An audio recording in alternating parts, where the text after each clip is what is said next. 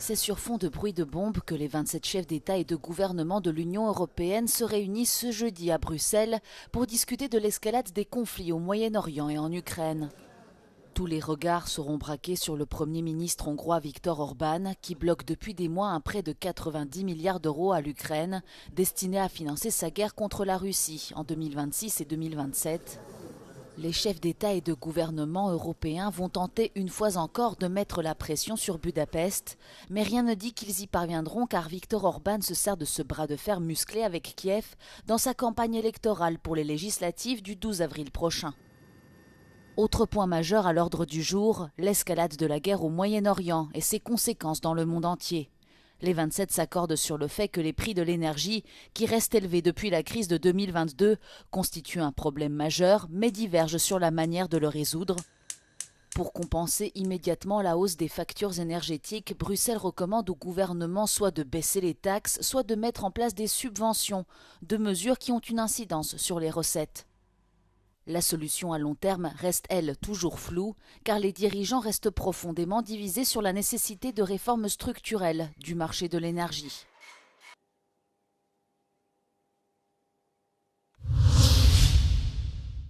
L'Union européenne vise un accord commercial historique avec l'Australie alors que la présidente de la Commission, Ursula von der Leyen, s'apprête à se rendre à Sydney et à Canberra pour une dernière série de négociations la semaine prochaine. Cet accord, fruit d'intenses discussions, avait échoué en 2023 en raison d'un différend sur les questions agricoles, Canberra accusant Bruxelles de bloquer l'accès au marché pour les exportations de viandes australiennes.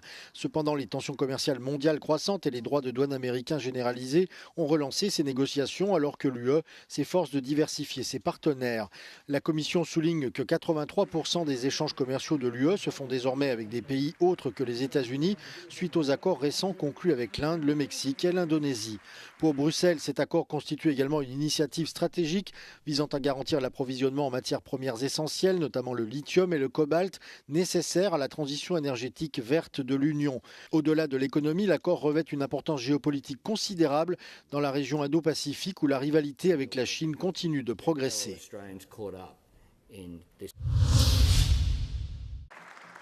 Les législateurs européens ont prévu un vote en commission ce jeudi afin de relancer un accord commercial au point mort avec les États-Unis et ce après des mois de résistance.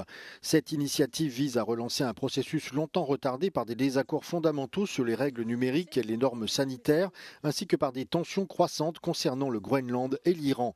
Conclu initialement l'été dernier par Ursula von der Leyen et le président Donald Trump, l'accord impose des droits de douane américains de 15% sur les produits de l'UE tandis que l'Europe réduit ses propres droits à zéro. Bruxelles avait initialement présenté cet accord déséquilibré comme le meilleur des scénarios négatifs. Cependant, cet accord a été bouleversé plus tôt cette année après que la Cour suprême des États-Unis a déclaré illégaux les droits de douane initiaux du président Trump, ajoutant une nouvelle incertitude au terme de cet accord.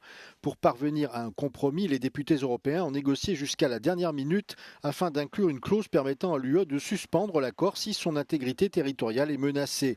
Une réponse directe aux menaces américaines précédentes concernant le Groenland.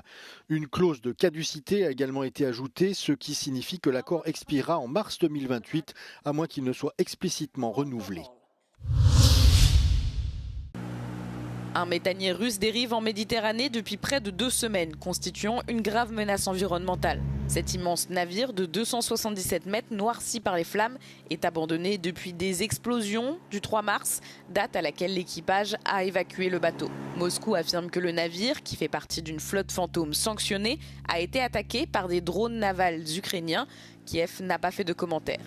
Selon des rapports russes, les explosions se poursuivent à bord, des fuites de gaz sont détectées, le navire penche de plus en plus et des incendies localisés se déclarent.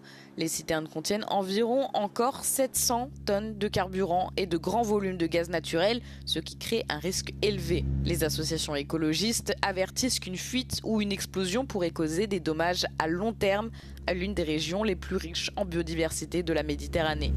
Le navire dérive à environ 80 km de Malte où des spécialistes du sauvetage sont déjà sur place. La porte-parole du ministère russe des Affaires étrangères, Maria Zakharova, a déclaré que Moscou garde la situation sous contrôle en tant qu'État du pavillon, mais a souligné que le droit international attribue aux États côtiers la responsabilité de prévenir toute menace environnementale.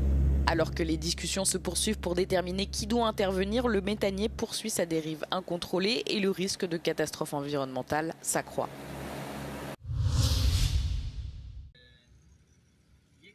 Au moins 19 personnes ont été tuées et de nombreux autres blessés ce jeudi au petit matin lors d'une tempête qui a balayé la région de Karachi, dans le sud du Pakistan.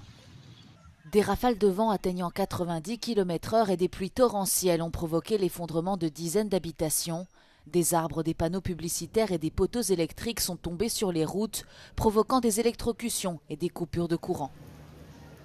Dans le quartier de Baldia Town à Karachi, l'effondrement d'un central électrique a tué 12 personnes. रात 10 बजे के बाद ये कराची के अंदर सिलसिला एक शुरू हुआ बारिश का तेज़ हवाओं का जिसके नतीजे में अब तक जो है वो 2 खातून समेत 16 अफराद जाँ बाग हो चुके हैं। मज़ीद ये है कि 115 पर इतलात मौसूल हो रही थी मुख्तलिफ जगह पर साइन बोर्ड गिरने की और दीवार गिरने की। Les équipes de secours recherchent toujours des survivants dans les décombres. Le bilan humain devrait encore augmenter dans les prochaines heures.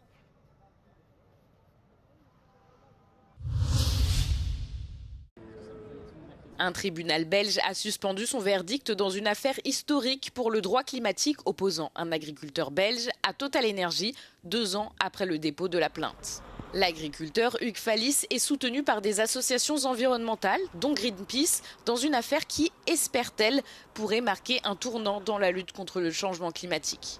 Le verdict de cette affaire, en cours depuis novembre, était attendu mercredi, mais a été reporté à septembre dans l'attente d'une décision dans une affaire française similaire qui doit être rendue fin juin. L'agriculteur réclame une indemnisation pour les dommages subis par son exploitation agricole lors de 4 événements météorologiques extrêmes qu'il estime directement causés par le changement climatique. Mais l'agriculteur et ses soutiens réclament également à Total Energy des mesures beaucoup plus ambitieuses pour lutter contre le changement climatique, notamment que l'entreprise cesse d'investir dans de nouveaux projets liés aux énergies fossiles. Devant le tribunal, l'entreprise a qualifié d'absurde le fait de pointer du doigt une entreprise en particulier au sujet du rythme de la transition énergétique, arguant qu'elle représente moins de 2% du secteur pétrolier et gazier. Environ 90 navires, dont des pétroliers, ont traversé le détroit d'Ormuz depuis le début du conflit avec l'Iran. Selon les données maritimes et commerciales, le pays a exporté plus de 16 millions de barils de pétrole depuis début mars. L'Iran a déclaré qu'il attaquerait les pétroliers approvisionnant les États-Unis, Israël et leurs alliés tentant de traverser le détroit. La voie navigable est donc de fait fermée. Bon nombre de navires l'ayant emprunté effectuaient ce que l'on appelle des transits clandestins, échappant ainsi aux sanctions et à la surveillance occidentale, potentiellement avec l'accord de l'Iran. Plus récemment, des navires liés à l'Inde et au Pakistan ont également traversé le détroit, alors que les gouvernements intensifient les négociations. La Chine reste cependant le plus gros acheteur de pétrole iranien. Les prix du pétrole ont dépassé les $100 le baril ces dernières semaines, ce qui a incité le président américain Donald Trump à exhorter ses alliés et partenaires commerciaux à envoyer des navires de guerre pour rouvrir la voie dans le but de faire baisser les prix.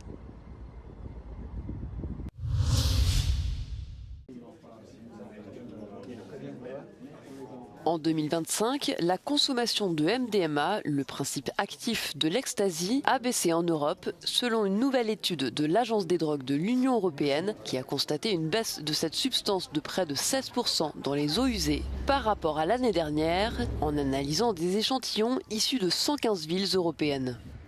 I would say that the sharp drop in MDMA is the biggest surprise we have this year in Europe. From 15 to 24, we see that the user preferences are going towards different substances like ketamine, but also synthetic cathinones. So this might be one of the explanations for the drop we are seeing.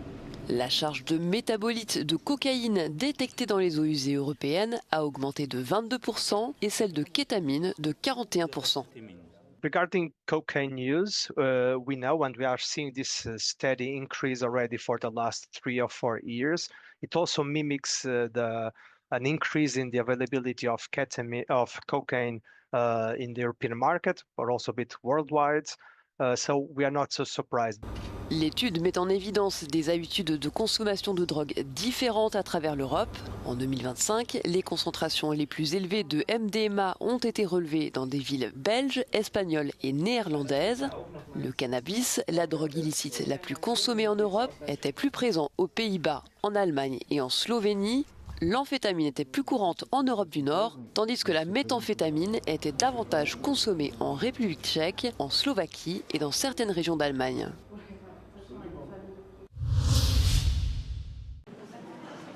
Depuis 4000 ans, la Méditerranée façonne le visage des mères. Des déesses antiques aux icônes religieuses, la maternité n'est pas qu'une affaire de famille, c'est un enjeu politique et un moteur artistique.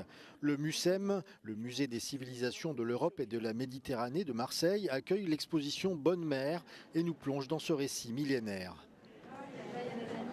Alors cette exposition, ce n'est pas uniquement le lien maman-enfant dans un rapport très de la petite enfance. On est vraiment sur aussi la place des mères dans la société, ce que la maternité dit de nos sociétés et ce que les mères ont à dire de notre société. Nous, ce qu'on souhaite ardemment, c'est que cette exposition elle puisse aussi déborder des murs du MUCEM, que les déesses mères s'échappent de cette exposition et puissent aussi engager un débat de société sur la place des mères en général. Passé les déesses de pierre, place au corps et au vécu, l'exposition très immersive brise les tabous du deuil périnatal à la puissance créatrice des femmes pour engager un véritable débat de société. On est heureuse de voir que cette exposition elle est vraiment pour tout le monde. C'est une exposition qui a vocation à parler à tout le monde et à rendre hommage aux mères en parlant sans phare, sans tabou, de toutes les réalités de la maternité. Réconcilier le sacré et l'intime, l'exposition Bonne Mère est présentée au MUCEM jusqu'au 31 août. De quoi porter un regard neuf sur celles qui, de tout temps, ont porté le monde.